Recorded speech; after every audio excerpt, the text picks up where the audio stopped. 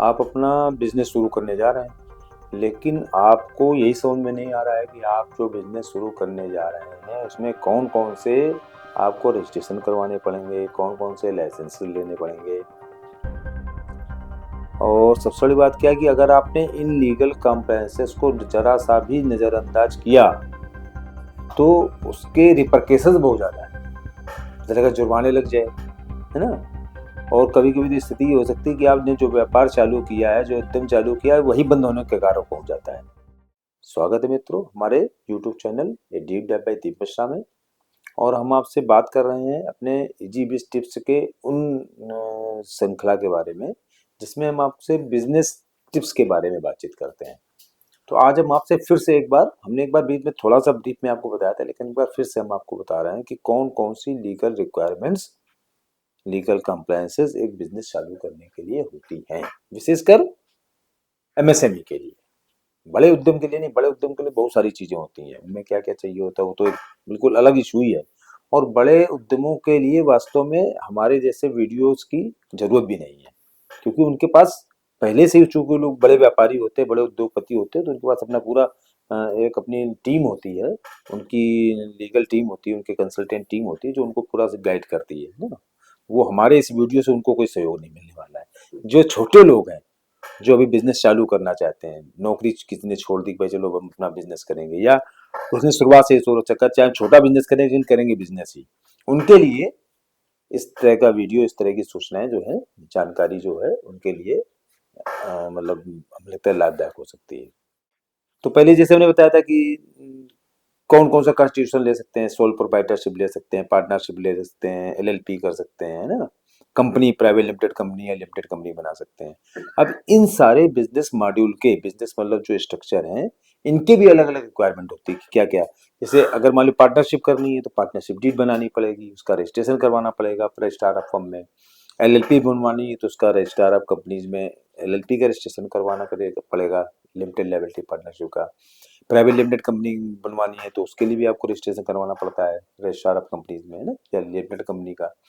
तो उनके रजिस्ट्रेशन की भी अलग अलग रिक्वायरमेंट होती है, उनके बारे में हम लोग अलग चर्चा करें, लेकिन ये चार पांच जो है मोटे तौर पर इनके फॉर्मेट हो सकते हैं।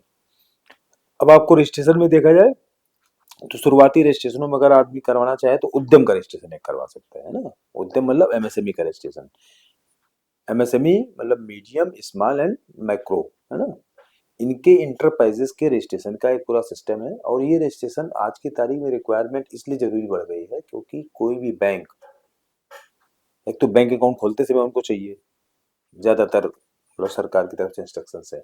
दूसरा ये मान लो आपको लोन चाहिए, कहीं कोई और सुविधा चाहिए सरकारी, तो वहां पर उसकी रिक्वायरमेंट है।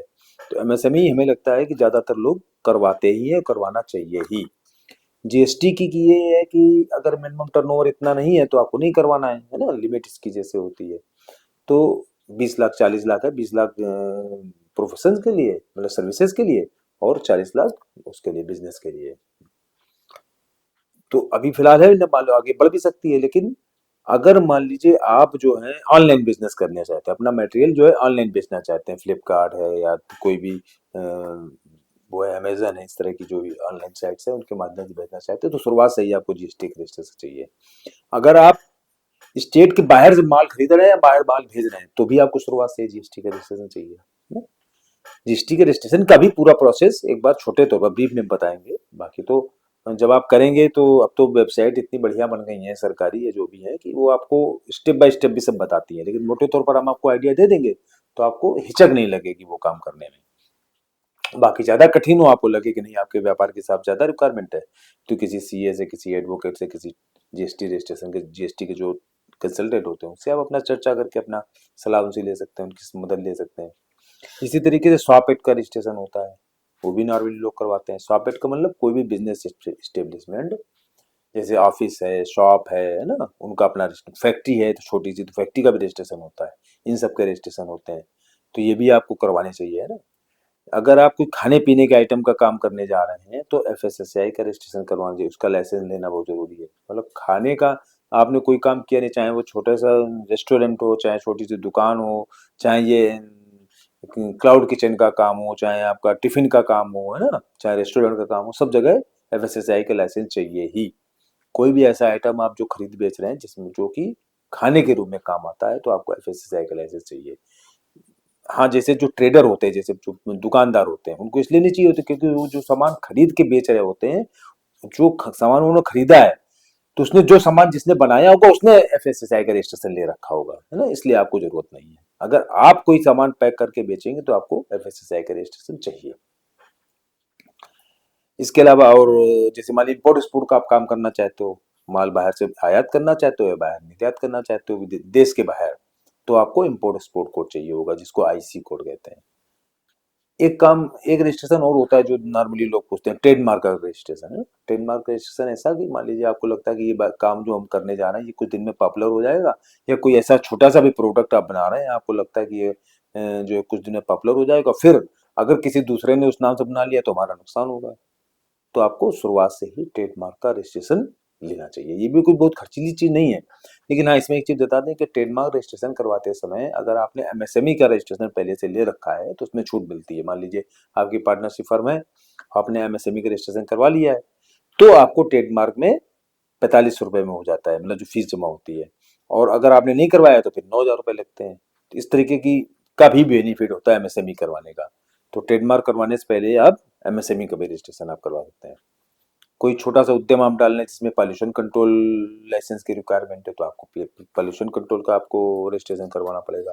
तो इस तरह की छोटी छोटी छोटी छोटी जितनी चीजें होती हैं, ये आप, हाँ, लेबर लॉ का रजिस्ट्रेशन होता है ना, जहाँ पर कि ये होता है कि कितने लेबर आपके यहाँ काम कर रहे हैं, उसके हिसाब से उसका रजिस्ट्रेशन होता है।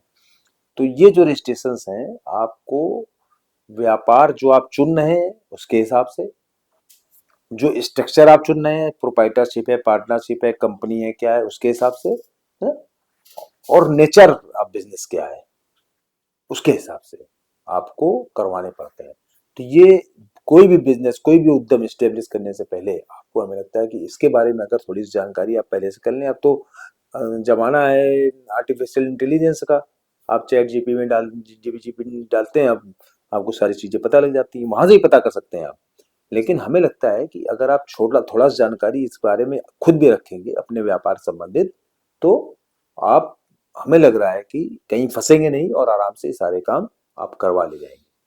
और आगे हम लोग इन्हीं रजिस्ट्रेशन के प्रोसेसेस के बारे में, अलग अलग रजिस्ट्रेशन, अलग अलग लाइसेंसेस के प्रोसेसेस के बारे में आपसे चर्चा करेंगे। तो फिलहाल आज के लिए इतना ही, मिलते हैं ब्रेक के